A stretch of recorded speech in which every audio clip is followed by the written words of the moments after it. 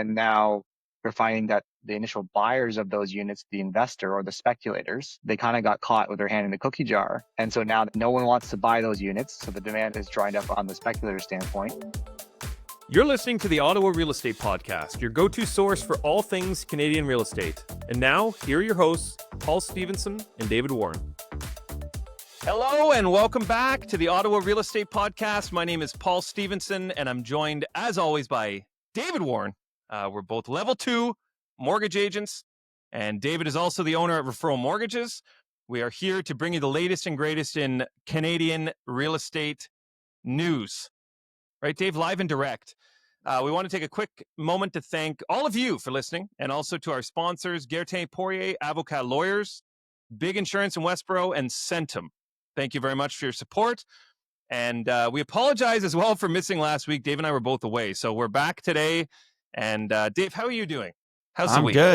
I'm good. Feeling fresh. And this stymied heat wave we've got right now, but we're good. Yes. Record high yesterday, I think, since 1921. It was the hottest day since 1921 on Monday. So 100-year highs. Pretty wild. We have a special guest today, and we're going to bring him in right away because all of the things we want to talk about today are fairly relevant. We're welcoming in Matt Bournival. He is the VP of Capital Markets at Greybrook. Matt, welcome. Thanks for being here. Thanks, Paul. Thanks, David. Appreciate you guys inviting me on the chat here. So Matt and I actually, back in the day, worked together at TD, and he's had quite the journey since then. We both have, actually. But Matt, maybe just I'll pass you the mic. Maybe introduce yourself. Let us know, what your current role is there at Greybrook, what you do, and what your experience is. Yeah, sure. I'll start with kind of in reverse order then. My experience started at the bank. My first real job outside of being in the reserves was working at TD on, in Orleans. And where Paul went down the mortgage route, I went down the lending route. So I ended up in commercial banking for a few years. I left the Ottawa market, ended up in the GTA as a result of following the bank job. And after a couple of years of doing that, I leveraged that experience to go into wealth management. I did that for about 5 years. And then when COVID hit, I decided, you know what, I'm going to go back to school, get my MBA. And while I was there, it's a very big consulting school, so I definitely drank the consulting Kool-Aid. I did consulting for about a year, and I decided that I preferred more of a relationship management type role, working with clients. And I built up an expertise in finance and banking, so I decided to kind of take a step back and not go back to building a book of business in the traditional wealth management way. But I want to take all that experience, and I ended up at a company called Skyline on the REIT side. And while they do a great job on the REITs, I wanted to focus more on the developments. I thought that was more exciting, and I thought that kind of leaned into more of my skill set. I like to nerd out on the math. And so I ended up connecting with the team at Greybrook, and they have access to some great projects. They are very selective. And so cold called my way in, which is kind of the hardest part of getting a job. I was able to transition relatively quickly into my new role as a VP of private capital markets here at Greybrook. And my job is to connect everyday investors with kind of institutional quality real estate deals. And so when we say that, we talk like large scale master plan communities, 400, 500 houses in as part of a larger development plan that the cities will have. We work pretty much in the GTA Golden Triangle kind of space, but we also have operations in Miami. We have buildings in Atlanta and Houston. So we're very selective as to which projects we take on. So sometimes we might have 3 or 4 projects in a year, and if the market's really good or we have great opportunities, we'll have more. Right. So that's kind of in a Cole's notes what I'm doing and where I'm at right now. It's interesting that you say that kind of in a good market, this is the number of projects we have. And I know, we have a couple of articles kind of speaking to the other side to it, and people listening, especially like you said, you're in the Golden Horseshoe, where developments have really slowed down, sales have really slowed down. And it's interesting that you're in, the Atlanta and Miami areas, which are booming. How do you see that the different markets for developments between the two countries differing right now?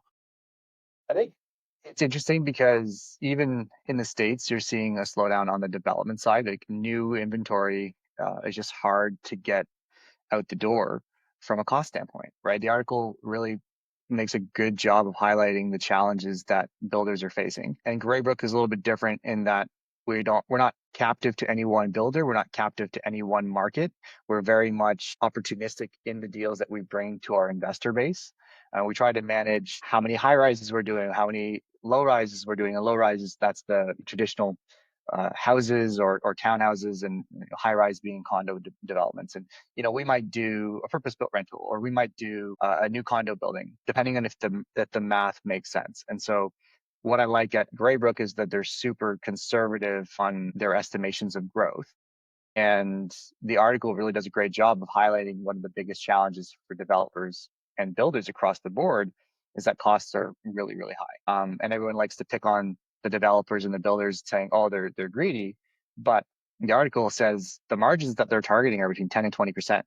And so that is, I think, a pretty reasonable margin for any one business to expect from operating in the space. So they take the risk, the capital they put into these projects, they should get a return. And where we come in is we're pretty much scalping at the top of that range because our investors have capital that they could place in other markets. They can buy stocks, they can buy, GICs, like depending on what they need. And so with real estate, it's a long-term asset, long-term play, but the math still needs some math, right? So we're still looking for the right deals with the right margins. And if there isn't one, we now have that reach so we can go into the US. And you're seeing a lot more value add as something that's good for the market because we were just looking at a project in Houston. And it's like it would cost us twice what it currently costs us to buy it to rebuild it from scratch. And so that gives you a kind of sense that new inventory is facing some challenge in terms of prices. I think the article does a really good job of highlighting some of the levers that might need to be pulled in order to make it continue to happen. Yeah, so I'll read the article because we keep referencing and people are probably like, what the hell are they talking about? So MPA magazine, they basically put an article. It says cost to build crisis. Ontario home builders warn of job losses if construction costs remain high. So a few bullet points put together, just kind of summarizing the article. So sales are stalling. Says the Building Industry and Land Development Association reports a sharp slowdown in new home sales in Ontario, which is threatening tens of thousands of jobs. Potential job cuts. If the current trend continues, construction of new homes could drop significantly to around 4,000 single homes and 10,000 apartments per year, jeopardizing roughly 40,000 direct construction jobs and another 30,000 positions in related supply chains. Rising cost pressures. Though material and borrowing costs have eased somewhat, government-imposed taxes and fees are still keeping overall build expenses too high, putting affordability and profitability under strain. Tax relief proposed. So the BILD, which is the Building Industry and Land Development Association, is urging federal and provincial governments to fully waive the harmonized sales tax on all new homes. They estimate this would cost the federal government $2 billion and Ontario $900 million, but view it as necessary to prevent widespread project cancellations after 26-27. Current fiscal landscape, while some reductions in government fees and streamlined approvals have been introduced, these still account for less than a third of total home building costs. Developer profit margins, typically around 10 to 20%, as you mentioned, are shrinking as governments absorb more revenue from sales taxes and charges. And the outlook on action says the Ontario Housing Minister signaled openness to additional tax relief, but federal cooperation will be required to deliver meaningful support. So Ontario's residential construction sector is warning of a looming cost-to-build crisis, and unless taxes and fees are reduced, the result could be stalled home delivery and massive job losses up to 70,000 at a time when the market is already struggling. So that's kind of the article we're referencing. What do you guys think? Is there anything in there, different than what you had expected? Or is there any new information there? Definitely no kind of new information nothing that I'm surprised at. Obviously, for people to keep in mind, this is referencing a lot to do around the GTA market and the new construction stalls there as far as condo developments and things like that. A lot of this is projects that are underway or are having to continue and finish, but what they're doing is they're stalling and delaying any of the other future new construction or new starts, which doesn't impact the market now, but it's something where it'll impact it years from now because these builds take a number of years from the start of them to completion. And if they're not starting for a number of years, we're talking even if it's 3 years out that they're starting because they're waiting for the markets to turn around from a sales perspective or from a cost perspective, that those job losses are going to be felt over the next number of years and then continuing beyond that. And it's funny enough that, there's an article, like there was a report that was put out that the estimation that CMHC had was actually understated, and that it's actually over the next decade that 2.1 million homes are needing to be built to meet the growing demand of Ontario based on migration to the province, immigration, and just general population growth. So if you combine those two of kind of that stall in the new build, new construction development, that's going to be significantly felt as far as pricing pressures on, from a supply and demand standpoint in the future years, is the way I'm looking at it. Again, this is a lot of it's to do with Toronto, but it does ripple out to the markets like Ottawa and Kingston and other areas where,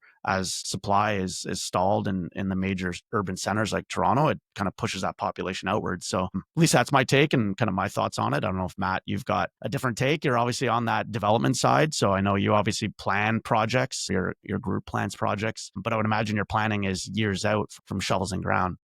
Yeah, like we're talking about, like right now we're currently doing a project in Markham. It's a 9-year project. Like these are not short-term deals that we're looking at doing. And what I'm seeing, and this kind of harkens back to my experience on the wealth management side, is like we're almost backing ourselves into a corner where we're going to end up in a very cyclical kind of build and bust kind of mindset where, no one is building right now. Projects are either stalling out, or, builders are saying we're going to delay sales launches because we know we can't sell out at these prices, or we know the demand is softened, so we're just going to not do anything. And so on one hand, you get these articles that are saying, oh, we have record supply, but then you got to dive into the numbers and look at what is that record supply? Like what is available?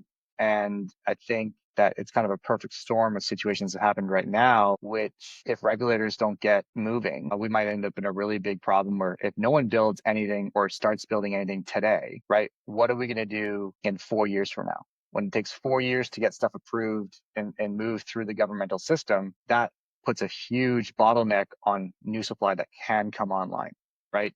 And that's just looking at, we're so far behind where we need to do from an equilibrium standpoint. There's this constant push for density. I like, having lived in Ottawa for years, I love the sprawl. Like everyone kind of hates on it, but you end up with much more neighborhoods and low-rise houses that people want to live in. It's not everyone that wants to have, 2 kids in a condo building in downtown, right? And so what we're seeing is that the towns have gotten, and this is my own opinion, but it feels like they got a little bit drunk on density. So you're building high rises or mid rises in areas that maybe not necessarily are traditionally having those. And now we're finding that the initial buyers of those units, the investor or the speculators, they kind of got caught with their hand in the cookie jar. And so now no one wants to buy those units. So the demand is dried up on the speculator standpoint. And there's not that many families or married couples that want to move into a 400 square foot condo, right?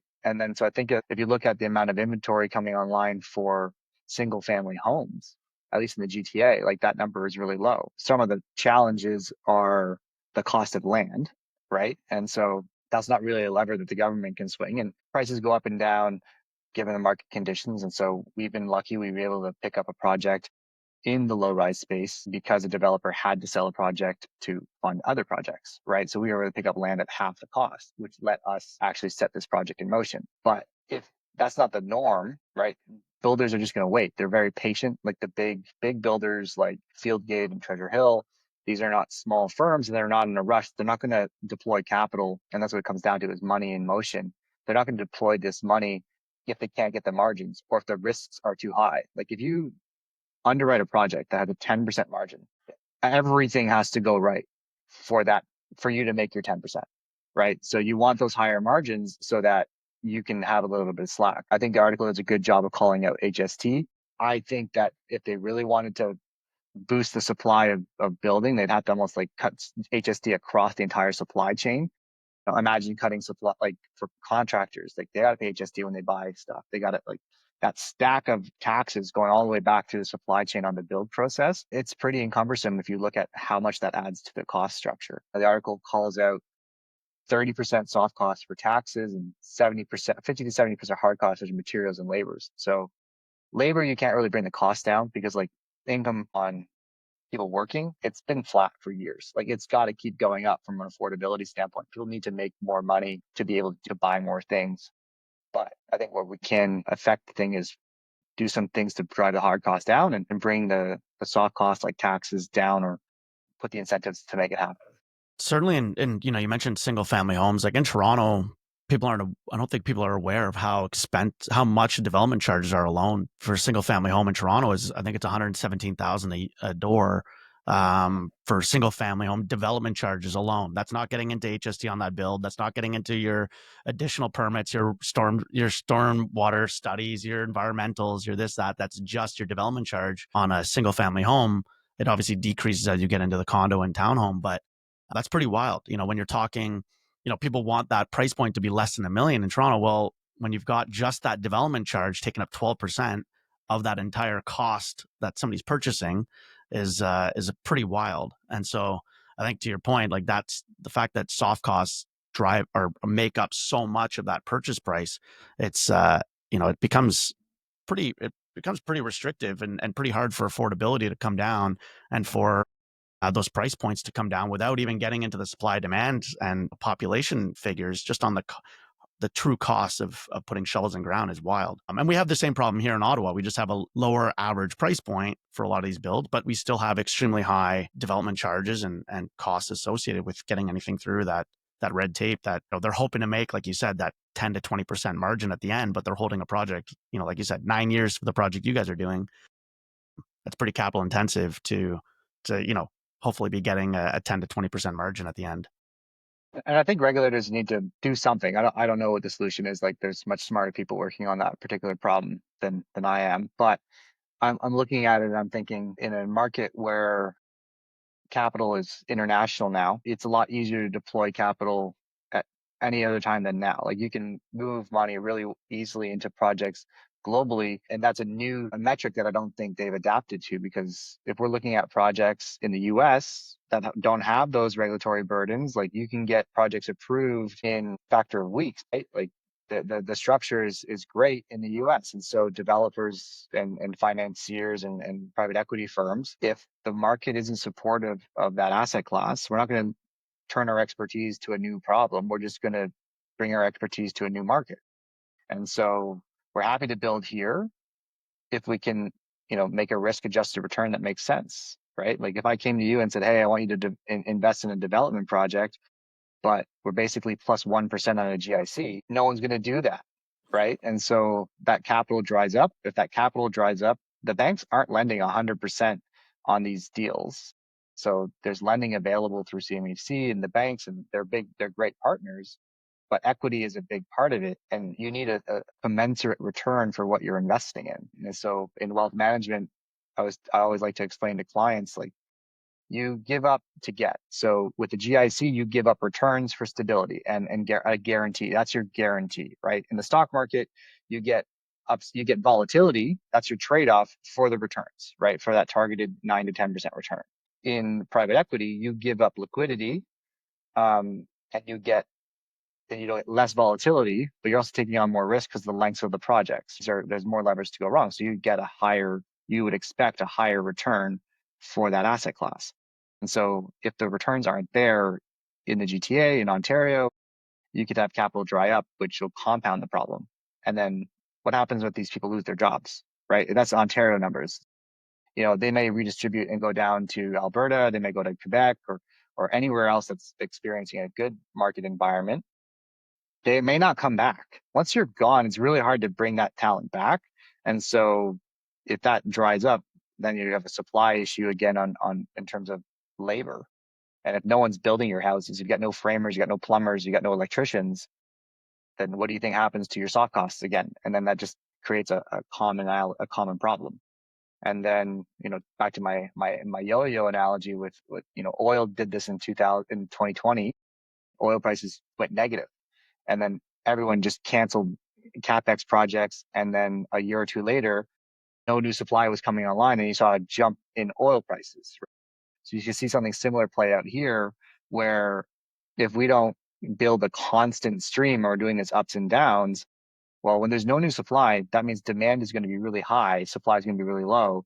that's not going to solve your affordability price issue, right? And so I think that I'm hoping that these articles can trigger people to just make the decisions to make the margins more attractive to investors to get involved in these types of projects here in Ontario and Canada.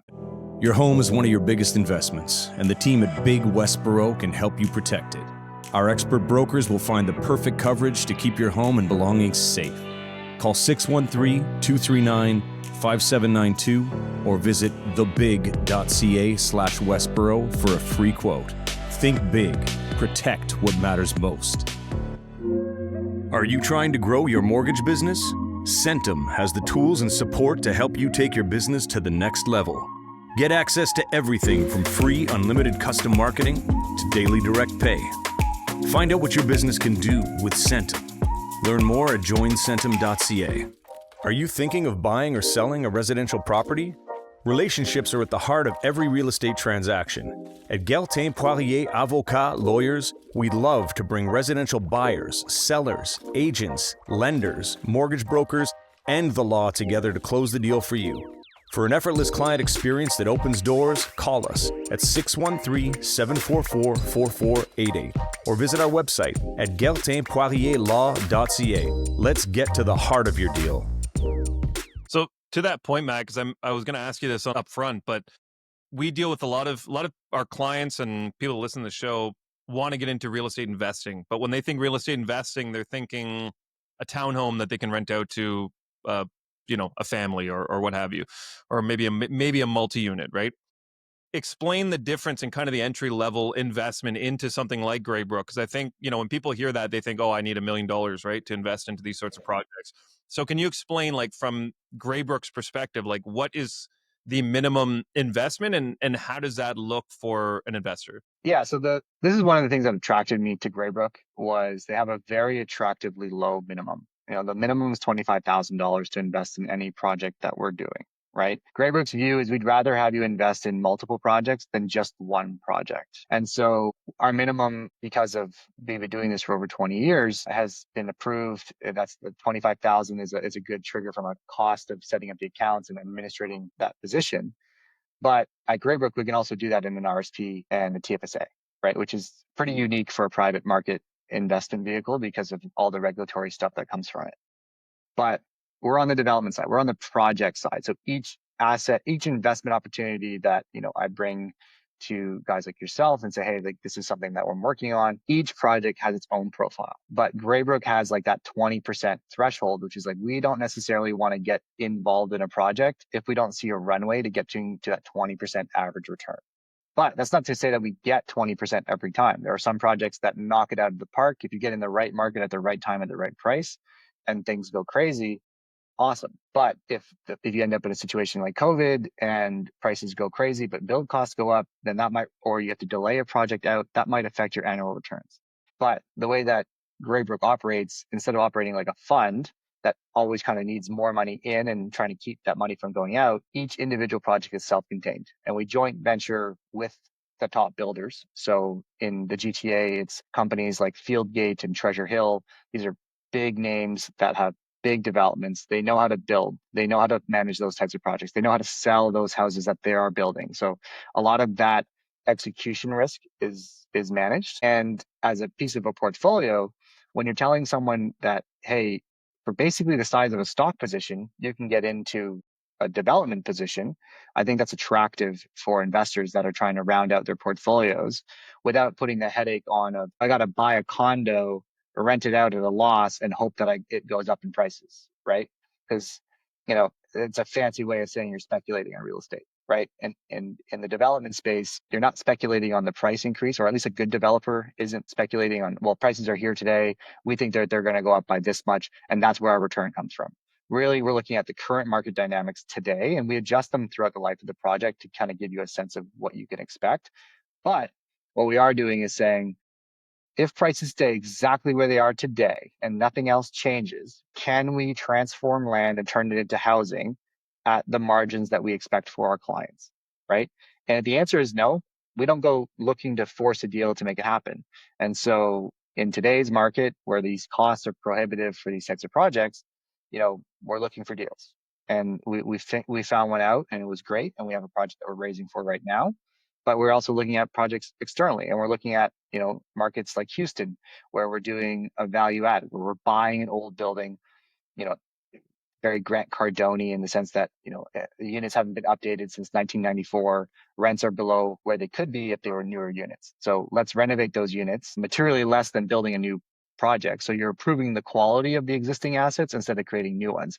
And those have different return profiles, they have different lengths of time. And so as part of an investment portfolio, if you were to tranche out, like you should have, like anyone else, like you should have your cash reserves for your immediate needs, right? You should have your S&P 500 stock portfolio that's going to give you that liquidity, but also a stable, expected 9%. But if you start tranching out the another segment of your portfolio that's going to be, let's call it frozen, but fits the needs of adding some juice to your overall portfolio, I think it's a good asset class to have, with a lot less risk comparatively to buying a condo, having to manage the you guys do this all the time. Like, this is your full-time job, is to watch rates and make sure that you give your clients the best advice on, should they lock in, if they got multiple units, you kind of make sure that you don't have all your expiries coming due on the same year. That's kind of a rookie mistake on the investment side. Is like, oh, I got 5 condo units on the same year, and they're all coming due at the same time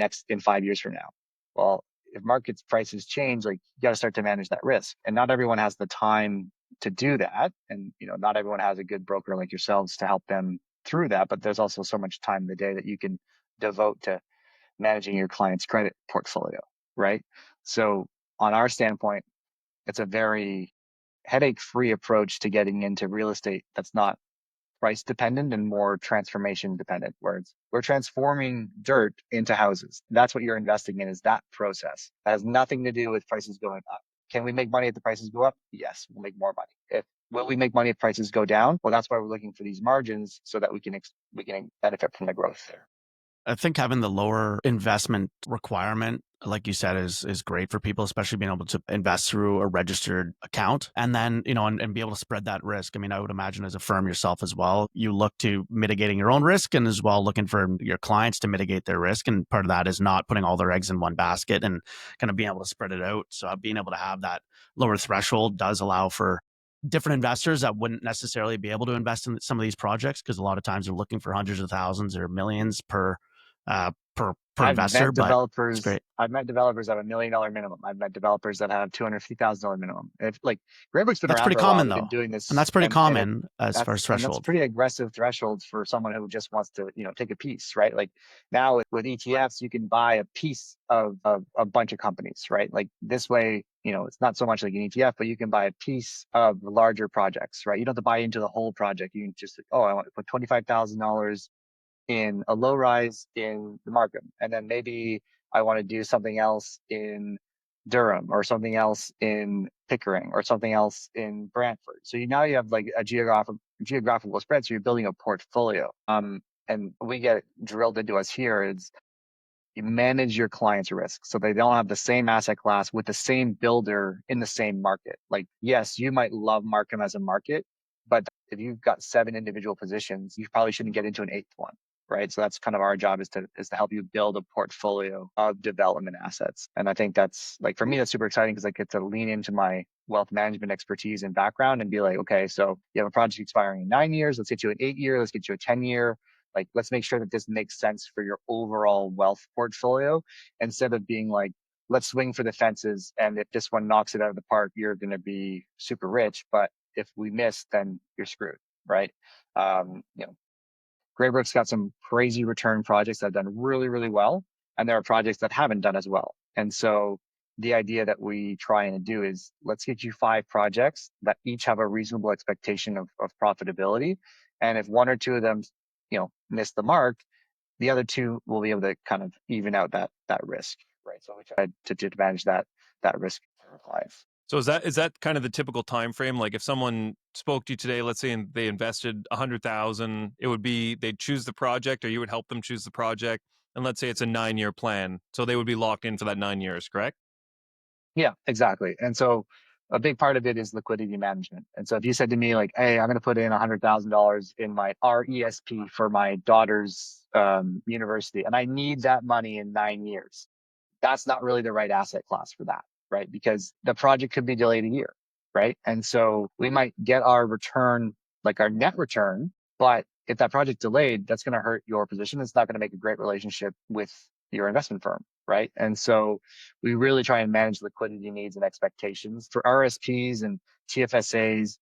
If you look at it like almost like a ladder, there's stuff that you're going to use right away. There's stuff that you know you're going to use. So the pieces that you know that you can lock away for longer, that's where these like land deals come into play. And that's a 90 deal. In terms of typical deals, they range from anywhere from a 2-year project to a 15-year project. It really is deal dependent. Every deal has a different threshold, and we have a huge underwriting team that looks at every individual project, and they say, we really like this, but we can't make it work at this price. So they'll try and negotiate a better price, and they'll try and get the prices that they can get to make the deals work. But if they don't work, and I was told that our threshold was 20%. So if our deal is showing a 19.9 return, that doesn't hit the threshold, and we won't bring it out to clients. That's not to say that it's going to hit the 20%, but we give ourselves the best chances of hitting that 20% number, is what we're going to bring out. For shorter term deals, that threshold is going to be a little less. We're doing one in Houston, and that's paying cash flow right off the bat. So that's going to have has a little bit different a risk profile. It's only 4 years. So that one, it's generating 17%, right? Like that's a 17% target return per year for the time of the investments. It is very much deal specific. And, there are some times where the only and best deals we're getting are land deals that are 10 years long. And if that happens to be the case, then that's what we're going to bring to clients. I expect we're going to see a lot of value add deals on a go forward basis, largely because there's a lot of old buildings that need to be upgraded and that their rents have fallen really far behind. And so this is an opportunity to benefit from that. But we like to go scalping. And like I said about the Markham project that we're working on right now, we were able to pick up the land at $1 million an acre, and everyone else is picking it up at 2. So that gives you that helps you pay for the deal. But if we picked it up at 2 million, we wouldn't have been able to make the deal work, and we wouldn't have picked it up, right? So that's the way we operate there. I think kind of looking at it holistically, and for individuals to kind of look at something you brought up a little bit ago, but when looking at the overall market as a whole, it's not just dependent on what you're seeing for sale on the market for properties or inventory. And especially in the GTA, there's a lot of inventory sitting, but it's kind of looking at the holistic view of it's not where things are at now, why those numbers are where they're at, what that forward projection is, and what that supply looks like on a go forward basis. And there's a lot of factors that play into it. Like you mentioned, even that capital market standpoint, that if things are stalled here for too long, people are going to bring their funds and their capital south of the border or overseas. And it's pretty hard for them to bring it back and to start projects here if they're able to get things off the ground quickly, and bureaucracy in other countries are easier. They're just going to develop there instead and deploy capital in those other areas instead of here. And it just kind of compounds over time, those issues. But yeah, so I mean, it's certainly something interesting for people to kind of keep an eye on and keep in mind when they're kind of looking at some of these figures, to kind of dive into them a little bit more. And perhaps kind of diving in on numbers as well. Paul, maybe you want to chat about the inflationary numbers that came out. Yeah, I was going to touch on that came out quickly today before we went. Great segue there, Dave. Segue, Dave. So Financial Post article this morning, Canadian inflation rates hold steady for May. So Canada's inflation rate holds steady at 1.7 in May. So remained unchanged, matching April's rate and aligning with market expectations. The monthly change showed a 0.6% increase driven by seasonal price rises in travel, accommodation, and energy. Key drivers, so gasoline prices were a major factor, falling significantly year over year. So it's down 15.5% in May, which helped anchor overall inflation. Shelter costs, which is about 30% of the CPI, rose by 3%, easing from April's 3.4% thanks to lower mortgage and rent inflation. Core inflation, so core metrics, CPI trim and CPI median and weighted median CPI hovered near 3%, right at the upper edge of the Bank of Canada's 1% to 3% target range. Observers note the underlying inflation remains too warm, suggesting it may be premature for the central bank to consider rate cuts. Markets currently price roughly a 62% chance. This is so funny. We talk about this all the time. Roughly 62% chance that the Bank of Canada will hold its key interest rate at 2.75 on July 30th. Analysts from Scotiabank and TD Securities emphasize that clear signs of economic slowing, particularly from upcoming GDP data, which will be needed before any discussion of rate cuts gains traction. And lastly, the Canadian dollar softened slightly, trading around 1.37, and a 2-year government bond yields ticked up modestly. Yeah. I mean, we're headed in the right direction in that standpoint, but obviously the market pricing in what the Bank of Canada will do end of July, it's, it doesn't seem like it's a lot of time being only a month away before that decision, but there's still a lot of metrics and figures that need to come out and a lot of things from a geopolitical standpoint that can affect that, as we're seeing this past 2 weeks in the Middle East and things like that, which obviously have a ripple effect throughout the entire globe. So I think some of these contentious issues in other countries, will play a factor into how things are viewed here at home and what sort of economic impact they have. When we talk Middle East, oil is easily impacted, which that part of that inflationary number, that core inflation is made up of gas prices. So if we see that being impacted or supply being impacted, then that obviously can change things on a dime, things like that. So Matt, before we slide into the mood boost, we end every show with a few jokes just to lighten the mood before we go. But where can people find you if they want to hear more about Greybrook, if they want to talk to you directly? Like, what's the easiest way for people to find you? If anyone wants to connect with me, to have a quick conversation through email, phone number, I think I'll share with you my Calendly link so people can even just book a meeting directly with me. And I'm on LinkedIn, so it's even easier that way as well. Awesome. Okay, mood boosts. I got 3 today.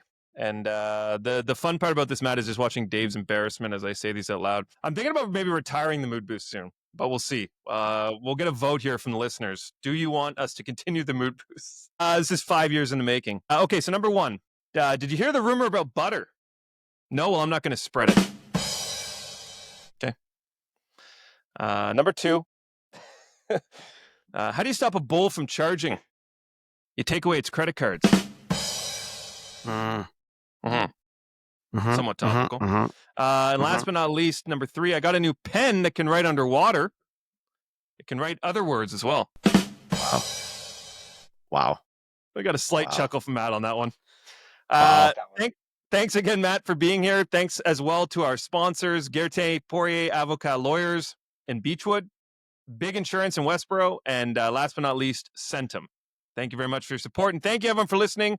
New episodes are released every Wednesday at 10 a.m., most Wednesdays at 10 a.m. And be sure to follow us on all of our socials where we have exclusive shorts and content. And we thank you for listening, and we'll see you next week. Deuces. Deuces.